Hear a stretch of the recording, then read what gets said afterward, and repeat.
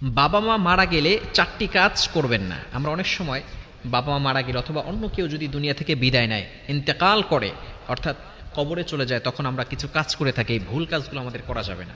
অবশ্যই আমরা সতর্ক থাকব, তাদের জন্য বেশি বেশি করে দোয়া করব। তো চারটি কাজ করা যাবে না। নাম্বার ওয়ান, এক নাম্বার হচ্ছে আওয়াজ করে হাউমাউ করে কান্না করা। বুখারী শরীফের ভিতরে হাদিস হচ্ছে 1226 নম্বর হাদিস। যদি আপনি হাউমাউ করে কান্না করেন, চিৎকার করেন, অনেকে গাল এভাবে থাপড়ায়, এমনভাবে ই করে যে সে যেন পাগল হয়ে যাচ্ছে, এবারে মাটির ভিতরে গড়াগড়ি করে, খবরদার। দুনিয়াতে আল্লাহ তাআলা বাবা মা নিয়ে, আপনার আপনজনকে নিয়ে পরীক্ষা করবে। এটাই হচ্ছে পরীক্ষা। 2 নম্বর পারা 2 নম্বর পৃষ্ঠার 11, 12, 13, 14 নম্বর লাইনগুলোতে আল্লাহ তাআলা বলে দিয়েছেন। সূরা বাকারার এই যে 53, 54, 55 নম্বর আয়াতগুলোতে আল্লাহ তাআলা জানিয়ে দিয়েছেন, ওয়ালানাবিলুওয়ান্নাকুম বিশাইইম মিনাল খাউফ ওয়াল জু' ওয়া নাকসিম মিনাল আমওয়াল ওয়াল আনফুস। আল্লাহ তাআলা জীবন নিয়ে পরীক্ষা করবেন, আপনার আপনজনকে আপনার কাছ থেকে বিদায় করে নিয়ে পরীক্ষা করবেন। এটা হচ্ছে পরীক্ষার হল, আপনাকে পরীক্ষা দিতে হবে। অবশ্যই কষ্ট লাগে। মা, যেই মা এতটা ভালোবাসে, একজন বাবার সন্তান যদি হারিয়ে যায়, সন্তান যদি দুনিয়া থেকে বিদায় নেয়, অবশ্যই কষ্ট লাগে। তার জন্য দোয়া করবেন, চোখের পানি ফেলবেন, তবে হাউমাউ করে কান্নাকাটি করা যাবে না। অনেক জায়গায় দেখা যায় এমনভাবে কুরুচিপূর্ণ এমন হয়ে গেছে যে তারা বাহিরের থেকে মানুষ ভাড়া করে এনে তারপরে কান্নাকাটি করে। খবরদার, এটা করা যাবে না। এই বুখারী শরীফের ভিতরে 1226 নম্বর হাদিসের ভিতরে এসেছে, যদি তাদের জন্য হাউমাউ করে কান্না করা হয়, উল্টাপাল্টা করে, তাহলে কিন্তু যে ব্যক্তি মারা গিয়েছে তার কবরে কিন্তু শাস্তি দেওয়া হয়। এজন্য অবশ্যই আমরা এই হাউমাউ করে কান্নাকাটি করব না। এক নম্বর, আওয়াজ করে চিৎকার চেঁচামেচি করে কান্নাকাটি করব না। তার জন্য দোয়া করব। অবশ্যই মন খারাপ হবে, কষ্ট লাগবে, কান্না আসবে, কান্না করব, তবে হাউমাউ করে চিৎকার চেঁচামেচি করা যাবে না। নাম্বার 2, দ্বিতীয় নাম্বার হচ্ছে জানাজা করতে দেরি করা যাবে না।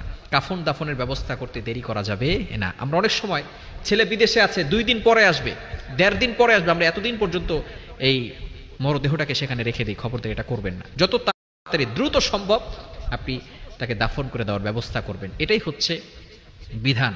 যত দ্রুত পারা যায় আমরা এই কাজটা করে ফেলবো। জানাজায় দেরি করা যাবে না। তৃতীয় নাম্বার হচ্ছে মোস্ট ইম্পর্টেন্ট, বাবা মা অথবা কোনো আত্মীয় স্বজন যদি কোনো ওসিয়ত করে যায়, সেটা অবশ্যই পূর্ণ করতে হবে।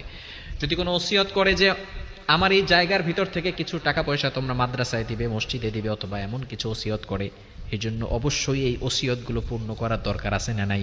পূর্ণ না করে থাকা যাবে না, যে ওসিয়তগুলো পূর্ণ করতে হবে।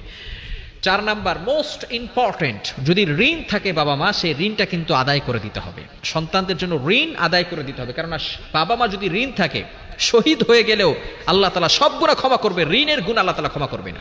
ভালো করে মনে রাখেন, ঋণ এমন একটা বিষয়, আল মুসলিমু মান সালিম আল মুসলিমুনা মিন লিসানিহি ওয়া ইয়াদি।